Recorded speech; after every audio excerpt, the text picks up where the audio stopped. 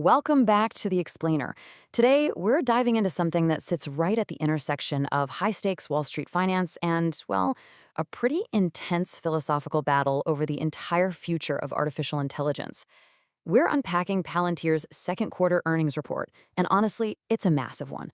We're going to look at some numbers that just completely upended Wall Street's expectations. But we aren't stopping there.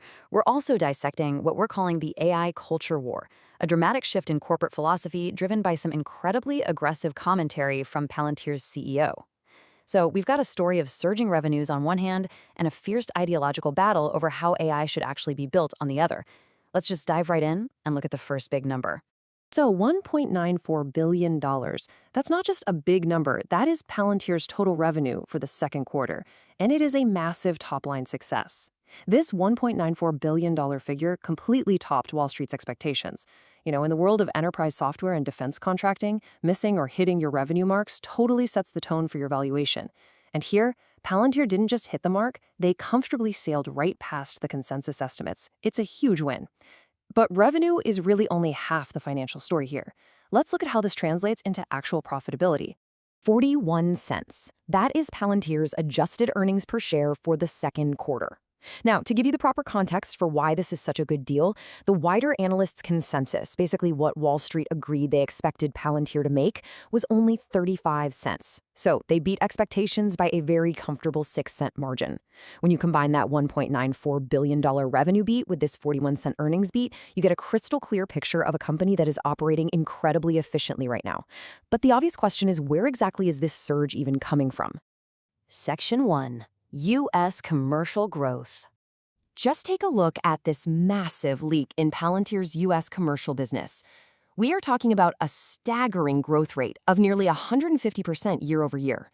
The crucial point to remember here is that Palantir is traditionally known as a defense and government contractor, right? But this shows absolutely explosive momentum in the private sector. And even more critically, this 150% growth rate is actually higher than the growth rate they saw in the prior quarter. This isn't just growth. This is accelerating growth in a ridiculously competitive commercial tech environment. And because of that accelerating commercial momentum, we get the natural conclusion of their financial update. Full-year guidance raised across the board. Based on that $1.94 billion in revenue, the 41-cent EPS, and that massive 150% jump in the U.S. commercial sector, Palantir is confidently telling Wall Street to go ahead and raise its expectations for the rest of the year. They are signaling immense confidence in their current trajectory. But, as I teased at the very beginning, this earnings report wasn't just about spreadsheets and revenue beats. It came with some incredibly fiery rhetoric about the future of technology itself. Section 2. The AI culture war. Palantir CEO Alex Karp literally did not hold back in a recent interview right after the earnings release.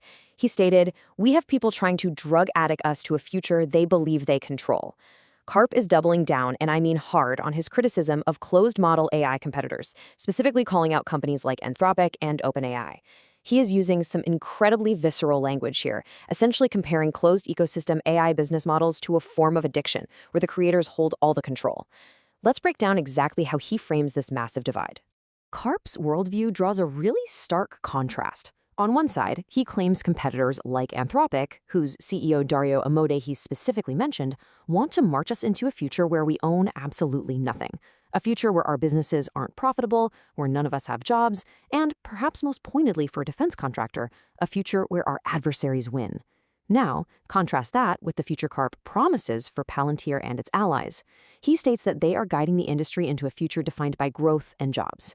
Now, we're not taking sides here, but it's absolutely vital to understand just how starkly Karp is drawing these battle lines. He's framing this not just as a choice between software vendors, but as a choice between total societal stagnation under closed AI versus prosperity and security under his preferred model. And that preferred model, well, it's rapidly evolving.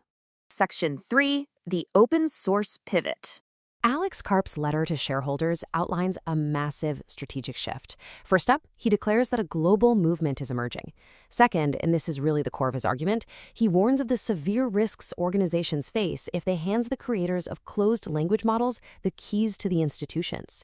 Think about what that actually means for a second.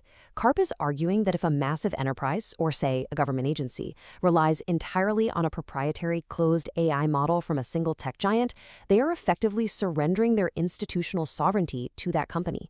Finally, because of this awakening, the letter concludes that a major pivot to open-source software is happening. This matters immensely because it highlights a growing, high-stakes corporate debate. Do companies trust closed language model creators with their most sensitive operations, or do they shift to open-source solutions where they retain ultimate control? Palantir is planting its flag firmly in the open-source camp, and they're riding this debate to incredible financial highs. Which leaves us with this final, massive question. Will organizations hand the keys to language model creators, or will the future of enterprise AI actually be open source? Honestly, this is the core conflict of the next decade of technology. Palantir has made its stance incredibly clear, and hey, with $1.94 billion in revenue and 150% commercial growth, they clearly have the momentum to push their vision forward. But the giants of closed model AI certainly aren't going anywhere either. We're going to be watching this infrastructure debate unfold very, very closely. Thank you so much for joining me on The Explainer today. Keep questioning the tech around you, and I will see you next time.